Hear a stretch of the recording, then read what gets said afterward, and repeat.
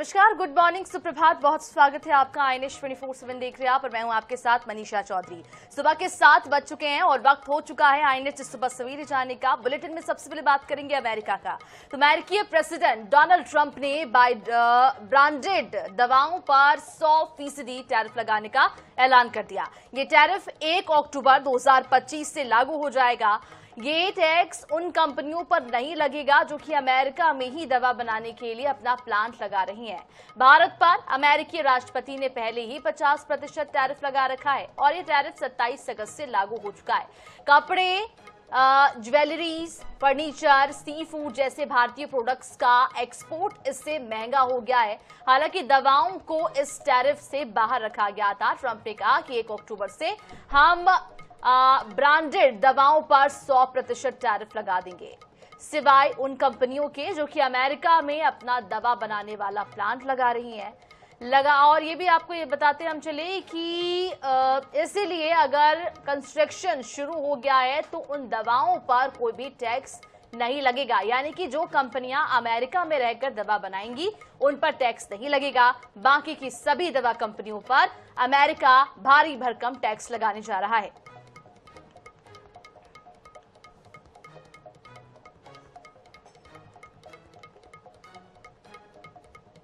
तो pharma sector को 74,000 करोड़ से ज्यादा का नुकसान हो गया है। आपको बताते चले कि फार्मा कंपनी का नाम लिमिटेड, इम्प्ल्यून लिमिटेड और सन फार्मा डिविस लैब, जिसकी 25 सितंबर को मार्केट कैप जो है वो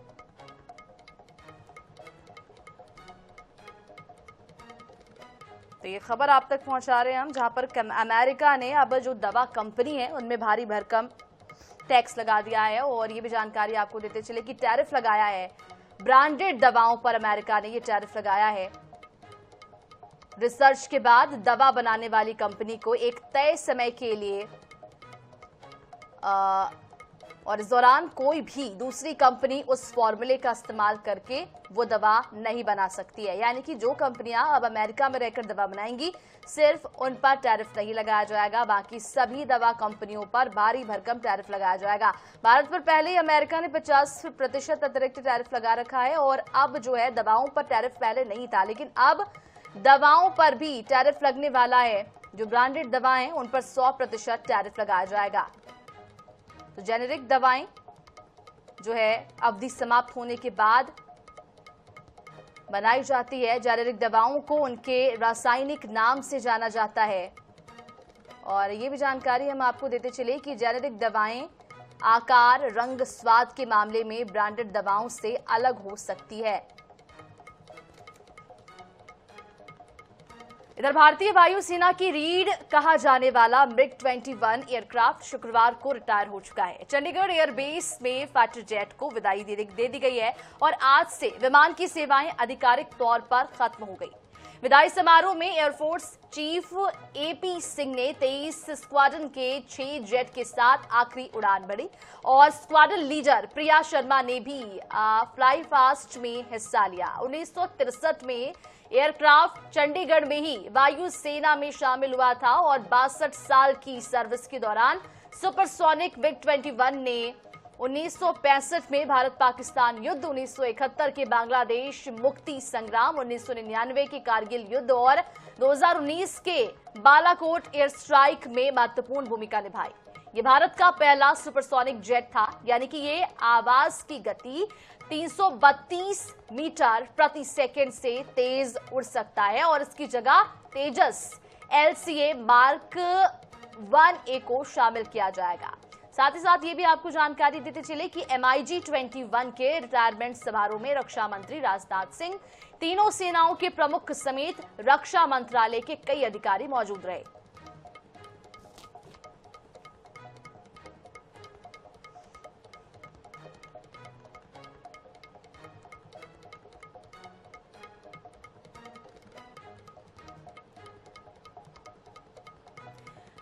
तो तो 62 साल की सर्विस के बाद MiG-21 अब रिटायर हो चुका है। आपको बताते चले कि कई युद्ध में इसने महत्वपूर्ण भूमिका निभाई। भारतीय वायुसेना से MiG-21 को रिटायर कर दिया गया। चंडीगढ़ एयरबेस में इसका विदाई समारोह रखा गया था, जहां पर रक्षा मंत्री राजनाथ सिंह शामिल हुए। एयरफोर्स चीफ AP सिंह ने MiG-21 पर आखिरी उड़ान भरी। साथ ही साथ ये भी जानकारी आपको देते चले कि 1965 का युद्ध भारत और पाकिस्तान के बीच युद्ध हुआ था, उसमें भी MiG-21 ने महत्वपूर्ण जिम्मेदारी निभाई थी। पहली बार जंग में हिस्सा लिया था और MiG-21 ने 1965 में पाकिस्तान को कड़ी टक्कर दी थी। जी हाँ, तो कई युद्ध में ये शामिल रहा है और महत्वपूर्ण जिम्मेदारी MiG-21 ने निभाई है। पाकिस्तान से हुई 1971 की जंग में जीत दिलाने में अहम भूमिका इसकी रही है। साथ ही पाकिस्तान के कई एयरबेस को इसने उड़ाया है। कारगिल की जंग में बड़ा रोल MiG-21 ने निभाया है। साथ ही साथ ये भी आपको जानकारी देते चले कि कई युद्ध में MiG-21 की महत्वपूर्ण भूमिका रही। दुर्गम पहाड़ियों पर दुश्मनों के ठिकानों को नष्ट किया है इसने। ग्रुप कैप्टन अभिनंदन ने MiG-21 बाइसन उड़ाकर पाकिस्तान F-16 विमान को मार गिराया था और कैप्टन अभिनंदन ने भी इसमें सफलता हासिल की थी। पहलगाम आतंकी हमले का भारत ने जवाब दिया, उसमें भी ये शामिल रहा था। जी हाँ, अभी पहलगाम आतंकी हमला जो हुआ था उसमें भी MiG-21 की महत्वपूर्ण भागीदारी रही। तो ऑपरेशन सिंदूर में भी MiG-21 का अभिन्न हिस्सा वो रहा और पाकिस्तान में कई आतंकी ठिकानों को MiG-21 ने तबाह किया। चलिए बात करेंगे राजधानी रायपुर की, जहां पर रायपुर में शुक्रवार को छत्तीसगढ़ ओलंपिक एसोसिएशन की बैठक हुई, जिसमें कि ओलंपिक में शामिल होने वाले खिलाड़ियों को 21 लाख रुपए की प्रोत्साहन राशि देने का फैसला लिया गया। पहले सिर्फ ओलंपिक विजेताओं को ही राशि दी जानी थी, अब जो है ओलंपिक में शामिल होने पर भी खिलाड़ियों को राशि दी जाएगी।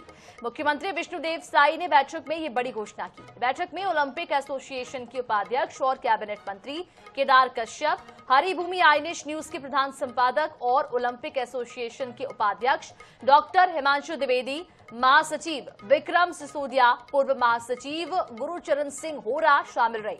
बैठक में खेल संघों के प्रतिनिधि भी मौजूद रहे। साथ ही कैबिनेट मंत्री केदार कश्यप ने बड़े फैसलों के लिए मुख्यमंत्री और ओलंपिक एसोसिएशन के अध्यक्ष विष्णुदेव साई को धन्यवाद दिया।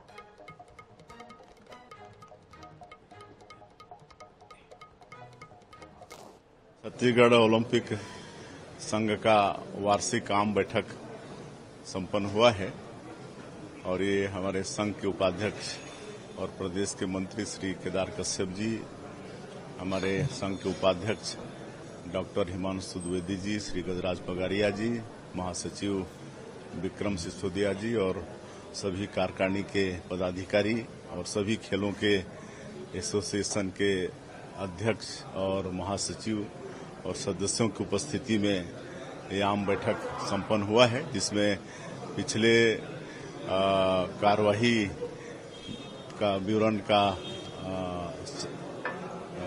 सहमति भी लिया गया है और आगे क्या करने वाले हैं उस पर भी चर्चा हुई है। चलिए बढ़ते आगे, बात अब करेंगे देश भर में इन दिनों शक्ति आराधना का पर्व नवरात्रि बेहद ही धूमधाम से मनाया जा रहा है। मां दुर्गा के लिए जगह जगह पर आयोजन किए जा रहे हैं, लेकिन छत्तीसगढ़ में माता के पर्व पर मातारियों को लेकर सियासी मचा हुआ है। इसकी वजह है लोकप्रिय मातारी वंदन योजना। राज्य सरकार एक बार फिर से मातारी वंदन योजना का पोर्टल ओपन करने जा रही है, जिसे लेकर सत्ता पक्ष और विपक्ष के बीच जुबानी जंग छिड़ चुकी है। हमारी इस रिपोर्ट में देखिए।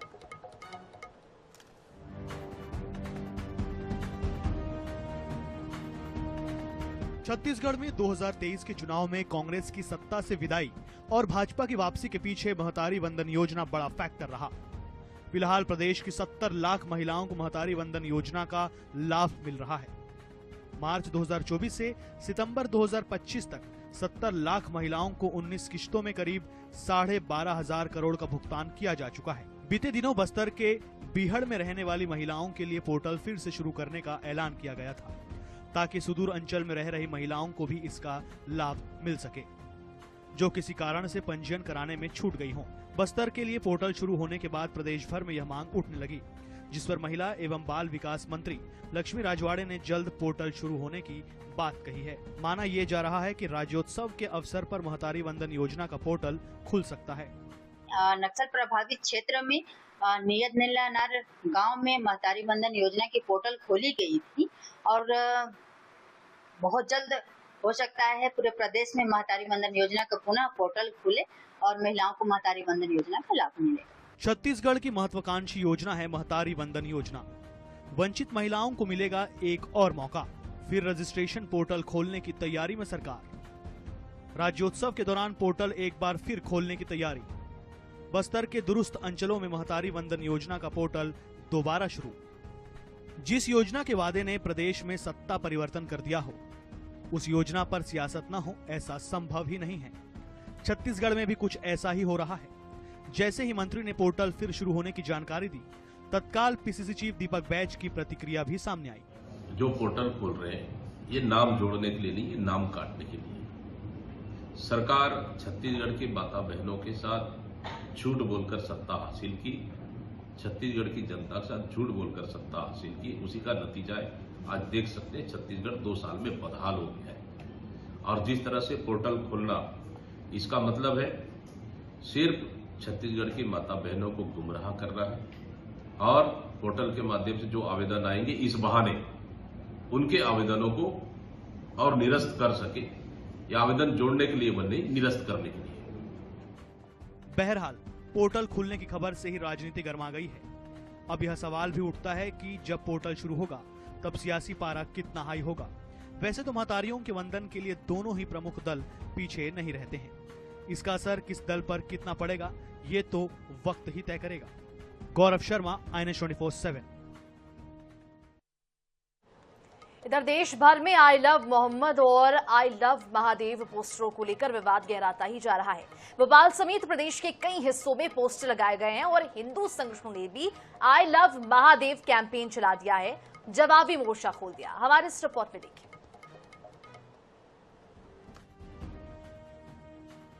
दिल्ली, कानपुर, लखनऊ और मुंबई समेत कई शहरों में मुस्लिम संगठनों ने I love Mohammed peace be upon him के पोस्टरों पर कार्रवाई के खिलाफ विरोध का ऐलान किया है। इसकी आग मध्य प्रदेश भी पहुंची। प्रदेश के कई शहरों में पोस्टर लगाए गए, हालांकि विरोध जैसी कोई घटना सामने नहीं आई। उधर हिंदू संगठनों ने भी आई लव महादेव कैंपेन चलाने का ऐलान किया।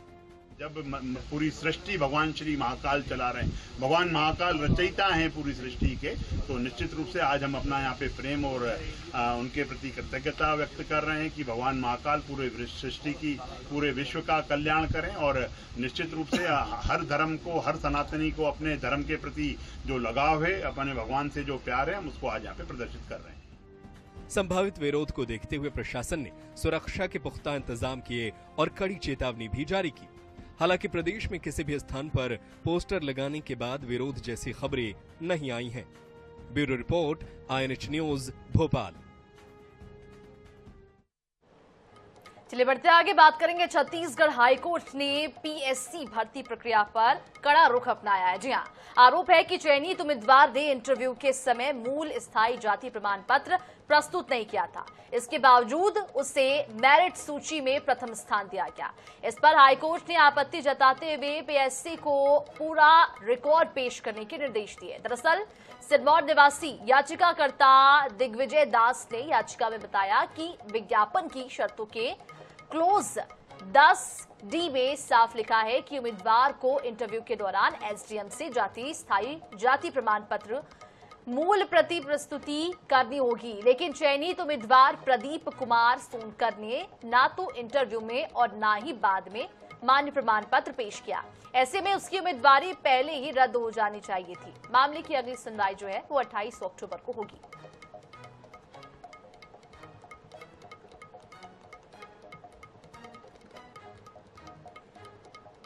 इधर सागर के ग्राम कुंजोरा के रहने वाले 3 युवकों की कोपड़ा नदी में डूबने से मौत हो गई है। जानकारी के मुताबिक 4 दोस्त जो हैं वो नदी में नहाने के लिए गए हुए थे, जिसमें से 3 युवक नदी में नहाने के लिए चले गए। नहाते समय वे रील बनाने लगे और इसी बीच वे गहरे पानी में चले गए, जिसकी वजह से डूबने से उनकी मौत हो गई।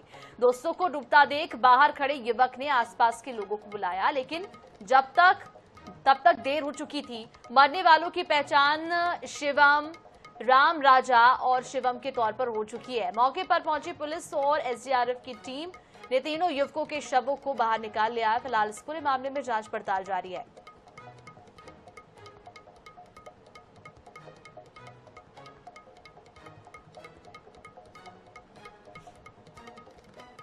वीरेंद्र बुंदेला, जिसकी उम्र लगभग 18 साल थी।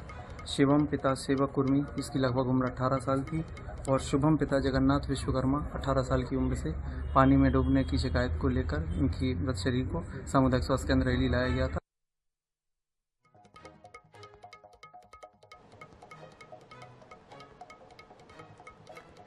क्या आपने कभी लग्जरी कार से बकरियों की चोरी देखी है? नहीं तो आपको दिखाते हैं मैहर जिले के अमरपाटन की अनोखी चोरी, जहां पर चोर बकरी चुराने के लिए जीप या फिर बाइक से नहीं बल्कि एक लग्जरी कार से पहुंचा।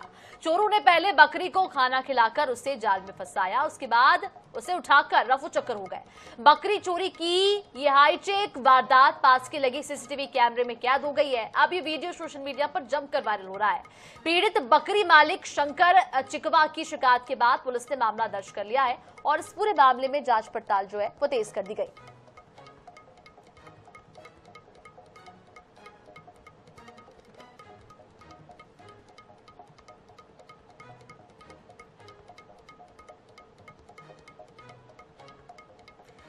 और अगली खबर राजनांदगांव से है, जहां पर 32 किलोमीटर लंबा प्रदेश का पहला ग्रीन पाथवे में भ्रष्टाचार और लापरवाही उजागर हुई।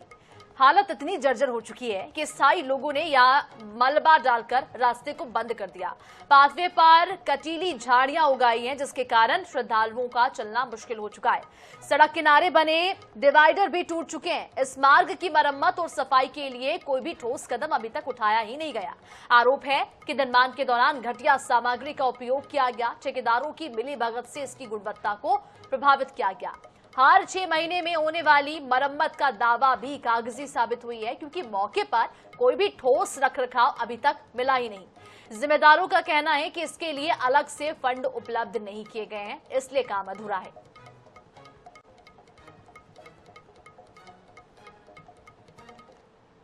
धर्मनगरी डोंगरगढ़ में विराजमान मां बमलेश्वरी के दर्शन के लिए हजारों की संख्या में श्रद्धालु वहां पहुंचते हैं। वहीं पदयात्रियों की संख्या भी हजारों में होती है। उन पदयात्रियों को मुश्किलों का सामना न करना पड़े, इसके लिए राजनांदगांव जिला प्रशासन ने 32 किलोमीटर लंबे ग्रीन पाथवे का निर्माण करवाया था। आप मेरे पीछे देख सकते हैं, ये ग्रीन पाथवे का निर्माण करवाया गया था, जो अब पीडब्ल्यूडी विभाग की उदासीनता और लापरवाही का खामियाजा भुगत रहा है। अब यह पूरी तरह से जर्जर हो चुका है। जगह जगह यहाँ पर ग्रीन पाथवे पे लोगों ने कब्जा कर लिया है। वहीं जहाँ पर कुछ जगह ये बचा हुआ है, वहाँ झाड़ियाँ उगाई है। ऐसे में जो पदयात्री हैं उन्हें अब मुश्किलों का सामना करना पड़ रहा है। करोड़ों की लागत से जो ग्रीन पाथवे बनाया गया था, मरम्मत के अभाव में अब पूरी तरह से नष्ट हो चुका है। पीडब्ल्यूडी विभाग का कहना है कि अब इसके लिए उनके पास फंड नहीं है। ऐसे में जो पदयात्री हैं उन्हें अब बड़ी मुश्किलों का सामना करना पड़ रहा है। देखना होगा कि जिला प्रशासन इस ओर कब अपनी नज़र बनाता है और कब इस ग्रीन पाथवे में मरम्मत हो पाती है और जो पदयात्री हैं उन्हें फिर से ग्रीन पाथवे की सुविधा मिल पाती है। Akshay Sahu, INS news, Rajnandgaon. चलिए इसी बीच भोपाल से बड़ी खबर आप तक पहुंचा दें, जहां पर मुख्यमंत्री डॉक्टर मोहन यादव के आज कई कार्यक्रम होने वाले हैं। भोपाल में सड़क सुरक्षा जागरूकता का देंगे संदेश। अटल पथ में बाइक रैली में शामिल होंगे, निःशुल्क हेलमेट का करेंगे वितरण और पुरवाई में करेंगे पुनर्वास कॉलोनी का लोकार्पण। तो ये भी जानकारी आपको देते चले कि करेरा के नरवर में महिला सम्मेलन में शामिल होंगे मुख्यमंत्री। करोड़ों रुपए के विकास कार्यों की सौगात आज सीएम डॉक्टर मोहन यादव देने वाले हैं। जी हाँ, तो करोड़ों के विकास कार्यों की सौगात आज मुख्यमंत्री देंगे। कई कार्यक्रम आज उनका होने वाला है और भोपाल के भी कई कार्यक्रम में मुख्यमंत्री आज शामिल होंगे। भोपाल में सड़क सुरक्षा जागरूकता का संदेश देंगे। अटल पथ में बाइक रैली में शामिल होंगे आज वो। जी हाँ, निःशुल्क हेलमेट वितरण भी करेंगे आज मुख्यमंत्री। साथ ही साथ पुरवाई में करेंगे पुनर्वास कॉलोनी का लोकार्पण। करेरा के नरवर में महिला सम्मेलन में भी शामिल होंगे मुख्यमंत्री। करोड़ों रुपए के विकास कार्यों की सौगात आज मुख्यमंत्री डॉक्टर मोहन यादव देने वाले हैं। बेहद ही महत्वपूर्ण दिन, काफी विस्तृत शेड्यूल मुख्यमंत्री का आज होने वाला है। भोपाल में आज वो रहेंगे, जहां पर कई कार्यक्रमों में आज मुख्यमंत्री शिरकत करेंगे। चलिए बात करेंगे इंदौर की, जहां पर इंदौर के चर्चित social media creator Govinda Shyam Pandey को पुलिस की वर्दी पहनाकर रील बनाना भारी पड़ गया। जी हां, पुलिस ने वर्दी पर लगे प्रतीक चिन्ह का अपमान का मामला दर्ज कर लिया है। दरअसल वीडियो सामने आने के बाद क्राइम ब्रांच को जांच सौंप दी गई है। जांच में सामने आया है कि क्रिएटर ने ये रील मनोरंजन के तौर पर बनाया, लेकिन बिना अनुमति पुलिस की वर्दी पहनना और खुद को अधिकारी के रूप में दिखाना कानूनी तौर पर गलत है। पुलिस अधिकारियों का कहना है कि वर्दी अनुशासन और जिम्मेदारी का प्रतीक माना जाता है, इसका दुरुपयोग बर्दाश्त नहीं किया जाएगा। हालांकि क्रिएटर ने माफी मांगते हुए भविष्य में ऐसी गलती दोहराने की बात नहीं की है।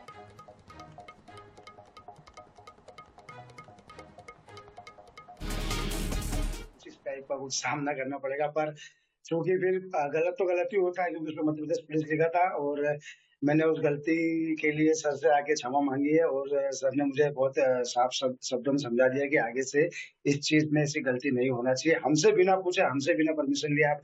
एक श्याम पांडे है जो अपने आप को गोविंदा का जो डुप्लीकेट बताता है, और इसमें इस तरह की एक रील वायरल हुई थी। उसमें चूंकि मध्य प्रदेश पुलिस का मोनो था और उसको उसमें लोगों के द्वारा बताया गया कि सर इसके द्वारा यूज किया गया है। तो सोशल मीडिया मॉनिटरिंग सेल में भी ये बात आई थी, इलेक्ट्रॉनिक मीडिया के माध्यम से ये बात पता चली थी।